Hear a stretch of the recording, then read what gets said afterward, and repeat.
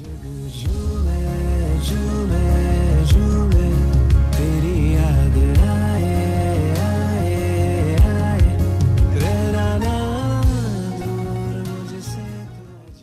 Film जो आप सिनेमाघर या अपने घर में बैठकर टेलीविज़न पर देखते हैं, इसके पीछे कई लोगों की मेहनत और लगन होती है। अदाकारों को तो आप फिल्म में देखते हैं, लेकिन कुछ हमेशा पर्दे के पीछे काम करते हैं और उनके काम की एक अलग अहमियत होती है। पर्दे के पीछे काम करने वाले हिदायतकार, स्क्रिप्ट राइटर, कैमरामैन और लाइटिंग क्रू के अलावा आर्ट डायरेक्टर भी होते हैं। वादी ने बॉलीवुड को कई मारूफ फिल्मकार दिए हैं और अभी भी कई अपना नाम कमाने की जद्दोजहद में लगे हुए हैं। श्रीनगर शहर की रहने वाली 21 बरस की सालिहा कुरैशी, जो अपने 3 बरस के छोटे से करियर में 6 से ज़ायद म्यूजिक वीडियोस के लिए स्टोरी बोर्ड तैयार कर चुकी है और ये वीडियोस काफ़ी मकबूल हुए हैं। सालिहा का कहना है कि उन्हें बचपन से ही फ़न में दिलचस्पी थी। स्केच, एब्स्ट्रैक्ट और दीगर किस्म की पेंटिंग करती थी।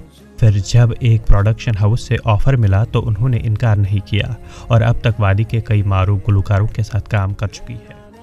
2019 में मुझे ऑफ़र आया था एक production house as a storyboard artist का, तो वहाँ से मेरी जर्नी शुरू हुई और उसके बाद डिफरेंट प्रोडक्शन हाउसेस से भी ऑफ़र्स आए डिफरेंट वर्किंग रोल्स के लिए, तो फिर ऐसे भी जर्नी शुरू हुई। उन्होंने कई फिल्मों में काम किया है, ताहम उनका कहना है कि इनका काम स्टोरी बोर्ड तक ही महदूद नहीं है।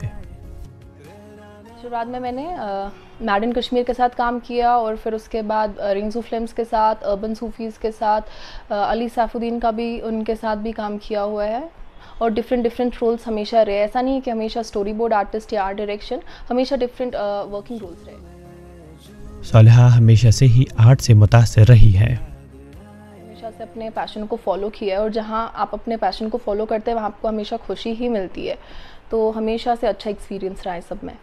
टू बी ऑनेस्ट, मेरा कोई इंस्पिरेशन कभी कोई रहा नहीं है। हमेशा से पार्टिसिपेशन किया है, छोटा कंपटीशन हो बड़ा हो, हमेशा पार्टिसिपेट किया है। कुछ भी लाइक कभी फर्स्ट पोजीशन आए, कभी सेकंड और कभी कुछ नहीं, तो उस चीज़ से कभी फ़र्क पड़ा नहीं। हमेशा था कि करना है, तो हमेशा से जब आर्ट बैकग्राउंड में था तब जाके जब स्टोरी बोर्डिंग के साथ वो रिलेट हुआ तो तब जाके फिर मैं इस चीज़ में भी आई। आर्ट डायरेक्टर के काम के मुतालिक सालिहा कहती है, तो वहाँ पे देखना होता है सेट पे किस किस चीज़ की रिक्वायरमेंट है, तो हमेशा वो एक आर्ट डायरेक्टर को देखना पड़ता है और फिर for example shot 1, shot 2, shot 3 जितने भी हो जाते हैं तो उसमें भी देखना पड़ता है कोई डिफरेंस ना हो। स्टोरी बोर्डिंग में ऐसा है कि आपको जो स्क्रिप्ट है उसको विजुअल आर्ट में कन्वर्ट करना है, तो वहाँ पे स्केचिंग पे मेन फोकस रहता है। फिर बाकी चीज़ें भी है बट ड्राइंग मेन है कि आप कैसे पोर्ट्रे करेंगे, लाइक एक्शंस को, बाकी सबको। तो ऑलरेडी पेंटिंग ड्राइंग वगैरह में था इंटरेस्ट, तो तब जाके रिलेट हुआ। मैंने आपको पहले भी कहा कि जो चीज़ आर्ट को रिलेट करती होगी मैं उसी फील्ड में जाने वाली हूँ। वालिदैन ने उन्हें हमेशा से ही सपोर्ट दिया। चीज़ है आप पैशनेट है अपने काम को लेके कि नहीं, तो वो मेन चीज़ है। फिर उसके बाद सेकंड चीज़ हमारी हमेशा रहती है कि हमारे पेरेंट्स का सपोर्ट।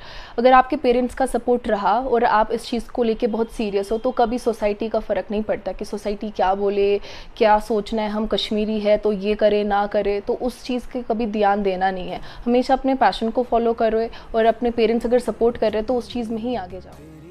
एक कहानी पर्दे पर कैसे पेश होगी, किरदार कहाँ खड़े होंगे और फिल्म कहाँ शूट की जानी चाहिए, ये आर्ट डायरेक्टर की स्टोरी बोर्ड से ही मालूम होता है, या यूँ कहिए तो स्क्रिप्ट को विजुअल की शक्ल आर्ट डायरेक्टर ही देता है। अगरचे आर्ट डायरेक्टर का काम सबसे अहम होता है, ताहम फिर भी इनको वो मकबूलियत नहीं मिलती जिसके ये असल हकदार है। ETV भारत के लिए श्रीनगर से जुल्करनैन जुल्फी की रिपोर्ट।